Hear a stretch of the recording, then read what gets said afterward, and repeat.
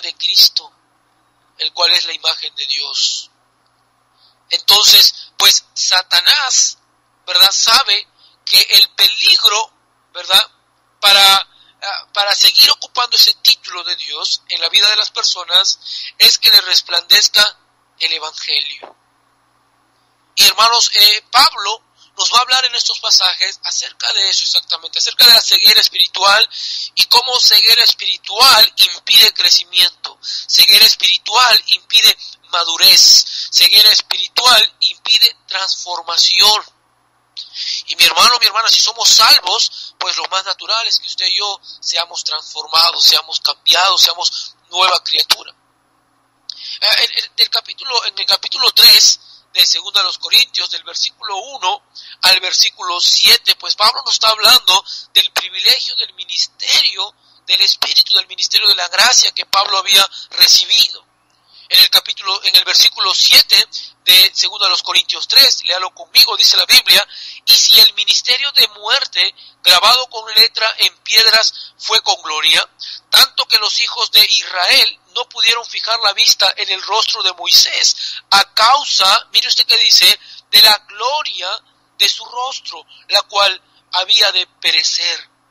Pablo aquí hace una comparación, hace una distinción entre el ministerio de la muerte y el ministerio de la vida, el ministerio de la letra y el ministerio del Espíritu. Y hermanos, Pablo nos lleva al tiempo en el cual Moisés subió allá al monte para recibir pues los mandamientos de Dios. Moisés estuvo en la presencia de Dios, la gloria de Dios reflejado en el rostro de Moisés, y dice la Biblia que pues Moisés, que los hijos de Israel no pudieron fijar la vista en el rostro de Moisés a causa de la gloria de su rostro. Ahora, hermano, mire, gloria de Dios en la Biblia significa la belleza de su espíritu. No habla de la estética o material, sino que habla de la belleza que emana de su carácter, de su persona, de sus atributos, de todo lo que es Él, la gloria de Dios. Y hermanos, pues, mire conmigo más adelante en el versículo 12, luego que Pablo nos habla del ministerio que él recibió, ministerio de la gracia, el ministerio del Espíritu, ¿verdad? Mire que dice Pablo aquí, versículo 12, así que, ¿verdad? Atrayéndonos a lo que ya nos había hablado antes, dice, teniendo tal esperanza, ¿qué esperanza? La esperanza de ese ministerio, la esperanza de esta nueva dispensación, dice Pablo, así que teniendo esta esperanza, usamos de mucha franqueza. La palabra franqueza aquí que Pablo menciona, la palabra valentía. Y Pablo dice, pues, no solamente valentía, sino claramente, con denuedo, con osadía. Y Pablo dice, pues, yo tengo esta esperanza, yo creo este evangelio, yo creo este ministerio que Dios me ha dado, y dice, y usamos de mucha franqueza. Y mire usted el versículo 13 de 2 Corintios 3, dice la Biblia, y no como Moisés, que ponía un velo sobre su rostro, para que los hijos de Israel no fijaran la vista en el fin de aquello que había de ser abolido, hablando del pacto de Moisés.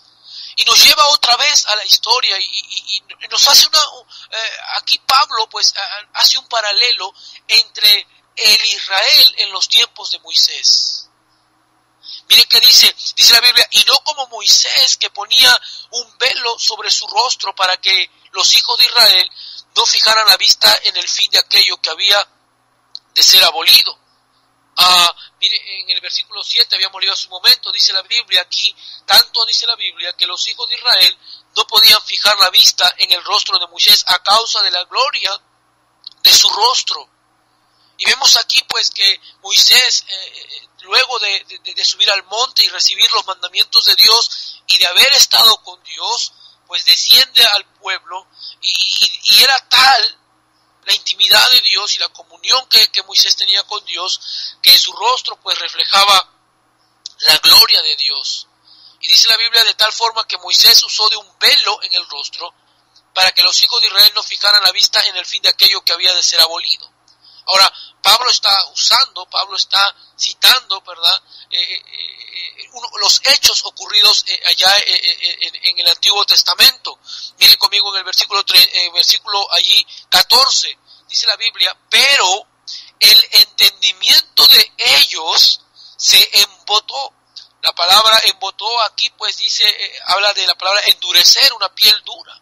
Habla pues de perder las facultades mentales. Dice, mire, pero el entendimiento de ellos se embotó porque hasta el día de hoy, cuando leen el antiguo pacto, les queda el mismo velo no descubierto, en el cual por Cristo es quitado. Y Pablo, pues hermanos, hace un paralelo entre el Israel en los tiempos de Moisés y su incredulidad y su ceguera espiritual, y también hace una comparación Pablo con el pueblo de Israel en el tiempo de Pablo. Dice Pablo, el entendimiento de ellos se embotó, porque hasta el día de hoy, dice Pablo, cuando leen el antiguo pacto, le queda el mismo velo no descubierto, el cual por Cristo es quitado. Y mire que dice versículo 15, y aún hasta el día de hoy, a Moisés, el velo está puesto sobre el corazón de ellos.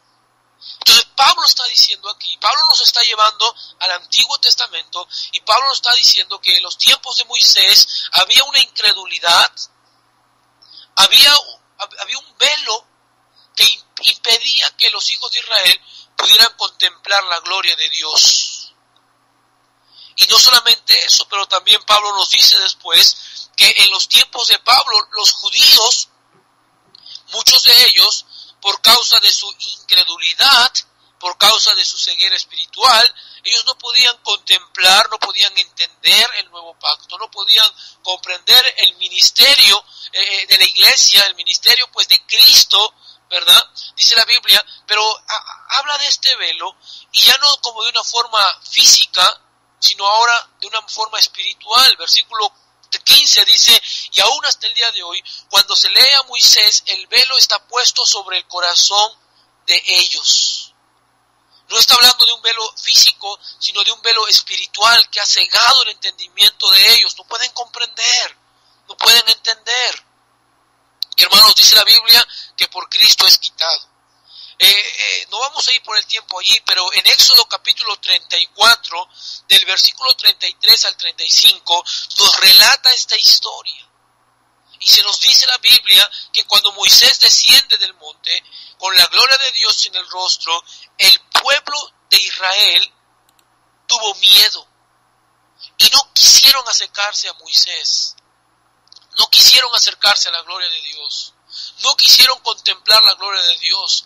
Algunas razones puede ser la incredulidad que ellos tenían, no solamente eso, pero también la maldad en sus corazones, porque ellos anterior a esto nomás habían hecho un festín y una fiesta, y pues habían hecho cosas que no agradaban a Dios, y constantemente vemos eso después que en Deuteronomios Moisés nuevamente les dice, antes de partir, Moisés les dice a ellos, pues por la rebeldía de sus corazones. Hermanos, era tanta, hermanos, el temor que Israel tenía, que no quería acercarse, que dijeron a Moisés, no queremos estar cerca de ti, porque tienes la gloria de Dios. La razón por la cual Moisés tuvo que usar ese velo. Y Pablo aquí en el Nuevo Testamento está usando esa historia para darnos un simbolismo, y Pablo lo está aplicando a nuestras vidas el día de hoy, y para hacernos ver que lo trágico de estar cegados espiritualmente, de no poder contemplar la gloria de Dios, de no poder contemplar sus atributos, su carácter, su persona, la belleza de Dios en nuestras vidas. Y dice la Biblia en el versículo 15, y aún hasta el día de hoy, cuando se lee a Moisés, el velo está puesto sobre el corazón de ellos. Miren conmigo verso 16, pero cuando se conviertan al Señor, el velo se quitará. La palabra convertir aquí es volverse, y gloria sea al Señor por esta promesa. Ven, hermanos, dice la Biblia, pero cuando se conviertan al Señor, el velo se quitará. Mire el verso 17, porque el Señor es el Espíritu, y donde está el Espíritu del Señor, allí hay libertad. Y luego, hermanos, de que Pablo nos está hablando de la ceguera espiritual de los hijos de Israel en los tiempos de Moisés, la ceguera espiritual del pueblo de Israel en los tiempos de Pablo. Ahora Pablo nos dice, mire, cuando se conviertan al Señor, el velo se quita. Cuando se conviertan a Cristo, van a poder contemplar la belleza, la gloria de Dios, el carácter, los atributos de Dios. Y mire el verso 18, aquí hace como una conclusión, dice, por tanto. Sería como, pues, de manera que, por tanto, dice el verso 18, y mire usted qué dice, nosotros todos. Pablo le está escribiendo a la iglesia de Corinto, y Pablo le dice a ellos, mire, y por tanto nosotros todos. Y esto que Pablo nos va a decir ahora es para todos los que hemos recibido a Cristo. No solamente para el pastor, no solamente para los líderes. Esto que Pablo nos va a decir ahora es para todos los que han recibido a Cristo como su Salvador personal. Mire qué dice la Biblia, versículo 18 de 2 Corintios 3. Dice, por tanto, nosotros todos, mirando a cara descubierta. ¿Y por qué descubierta? Porque ese velo ha sido quitado por Cristo. Dice eso más adelante. Amén, hermanos, ahí más atrás dice eso, que por Cristo ha sido quitado ese velo. Entonces nosotros, hermanos, ya no tenemos impedimento, ya no tenemos un obstáculo, algo que nos impida contemplar la gloria de Dios, ver la belleza de Dios, el carácter, la persona, los atributos de Dios. Y mire, por eso Pablo dice, por tanto nosotros todos, a cara descubierta, como en un espejo, la gloria del Señor. Y aquí, hermanos, Pablo está usando la figura de un espejo. No solamente por el efecto que refleja, sino, hermanos, por la cercanía, la intimidad. Y hermanos, en los tiempos de Pablo, pues los espejos no eran los cristales que nosotros el día de hoy pues tenemos, eran metales pulidos que en cierta forma reflejaban, pero no de una manera que el día de hoy refleja un espejo, ¿verdad? No era muy notorio, no era muy claro, no reflejaba con exactitud, ¿verdad? La otra persona o el rostro que uno quería contemplar. Sin embargo, Pablo está usando aquí para expresarnos pues la cercanía y la intimidad. Pablo dice, como en un espejo, la gloria del Señor. Mire qué dice ahí, hermanos, somos transformados. Somos transformados. Y hermanos, la expresión aquí, la palabra transformados, hermanos, que se usa aquí es la palabra metamorfosis, un cambio de una forma a otra. La palabra transformados aquí que usa Pablo, la misma palabra en el griego que Mateo usa para describir la transformación de Jesús. La misma palabra que se usa en Mateo 17, 1 al 2, cuando Mateo nos habla de la transfiguración. La misma palabra que Pablo usa en Romanos 12, 1 y 2, cuando dice pues que seamos transformados por la renovación de vuestro entendimiento para que podamos comprobar la buena voluntad de Dios, agradable y perfecta. Y esta transformación, hermanos, es para todos los que han recibido a Cristo. A veces pensamos que el pastor tiene que cambiar, los líderes tienen que cambiar. Pero hermano, mire, la transformación es para todos nosotros. Dice la Biblia, somos transformados de gloria en gloria. Y eso nos habla, hermanos, de un proceso. El cambio en la vida cristiana no es de una vez y para siempre, no, hermanos, es un proceso. Dice la Biblia, hermanos, que este cambio, esta transformación es un proceso. Dice la Biblia, somos transformados de gloria en gloria. Es un proceso, es algo progresivo.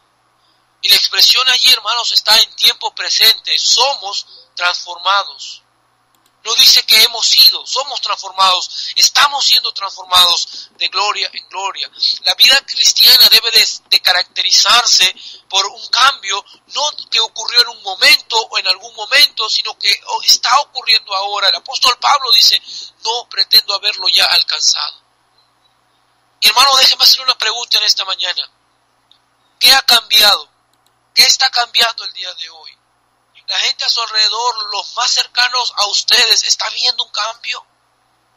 Honestamente, muchos de nosotros pareciera ser que los cambios se detuvieron a los primeros años de nuestra conversión.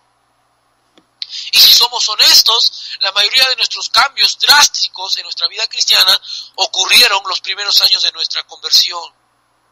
Pero ¿qué ha pasado? ¿Por qué se ha detenido? ¿Ya llegamos? ¿Ya cambiamos todo lo que debemos de ser?